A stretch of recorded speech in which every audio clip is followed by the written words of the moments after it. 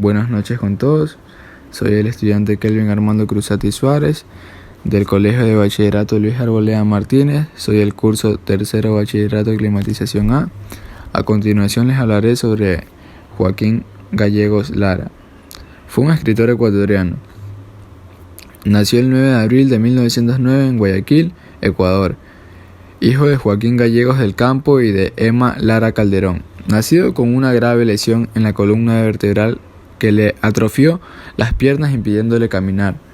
No pudo asistir a la escuela y se dedicó al estudio autodidacta en casa, dominando los idiomas francés, alemán, italiano y ruso. Instalado en Quito en 1935, conoció al mulato Juan Falcón, que se encargaría de trasladarlo sobre sus hombros. Autor de una serie de cuentos que se publicaron en la colección Los que se van, 1930, junto con Enrique Gil Gilbert y Demetrio Aguilera Malta. Formó parte del realismo social ecuatoriano del Grupo de Guayaquil, que, además de los citados, también incluyó a Alfredo Pareja Díez Canseco y a José de la Cuadra. En 1943, y como miembro del Partido Comunista, formó parte de Acción Democrática Ecuatoriana, organización política de oposición al régimen constitucional. Tras el triunfo de la rebelión del 28 de mayo de 1944, un levantamiento popular conocido como La Gloriosa, y que derrocó al presidente Carlos A. Arroyo del Río. La Municipalidad de Guayaquil lo premió con la medalla de oro que le fue entregada el 9 de octubre.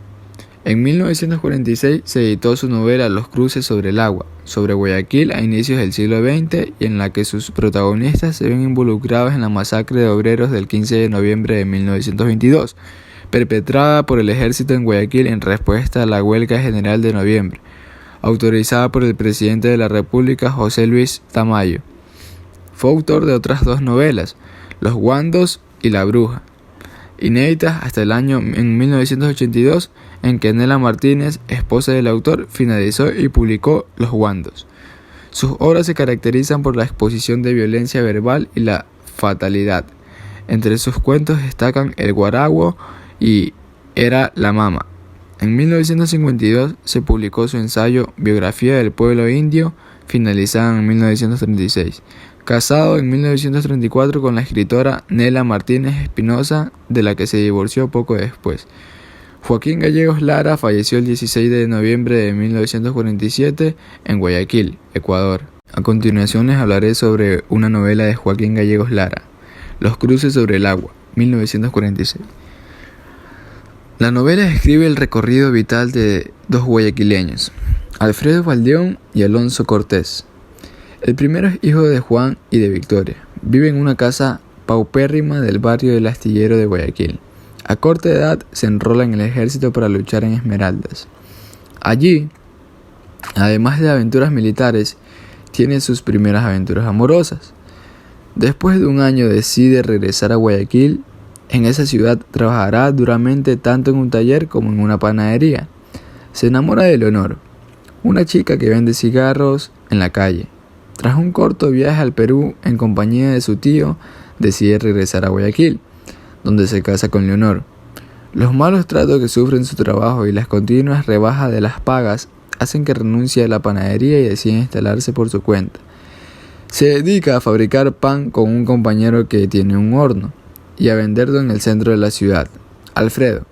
Leonor y su madre viven en una casucha juntos al basurero municipal. Otro personaje principal es Alonso Cortés, que pertenece a la clase media baja y es desde pequeño íntimo amigo de Alfredo Baldeón.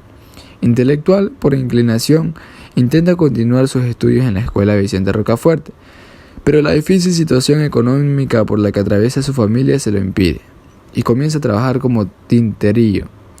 Posee habilidades musicales, se enamora de varias chicas, pero el amor de su vida es Violeta, la vecina de arriba de su casa. En 1922, la situación social en Ecuador está a punto de estallar. Los sindicatos de obreros de Guayaquil deciden ir uno tras otro a la huelga. Alfredo encabeza la lucha de los panaderos. El 15 de noviembre salen a la calle a manifestar su protesta contra la carestía de alimentos, la subida del dólar y los sueldos de hambre. El gobierno decide reprimir las manifestaciones y el ejército comienza a disparar sobre la multitud de obreros, mujeres y niños. En la refriega, tras combatir heroicamente, muere Alfredo Valdeón ese mismo día. Su mujer Leonor muere al dar a luz a un niño muerto. Por otro lado, Alonso Cortés, que simpatizaba con las reivindicaciones de los obreros, no se lanza a la calle por los ruegos que le hace su familia, aunque al enterarse de la desaparición de Alfredo, va inmediatamente a buscarlo. Una vez que se calma la situación, Alonso decide romper su noviazgo con Violeta, pues considera que esa joven carece de sensibilidad social. Tras un largo viaje en compañía de su madre, regresa a Guayaquil, ciudad que ve transformada por la riqueza que manifiestan los edificios del centro de la ciudad, y por el que ve transformado continúa a agrandarse de los suburbios de obreros. Al ver unos cruces sobre el agua del río Guayas, pregunta qué significado tienen.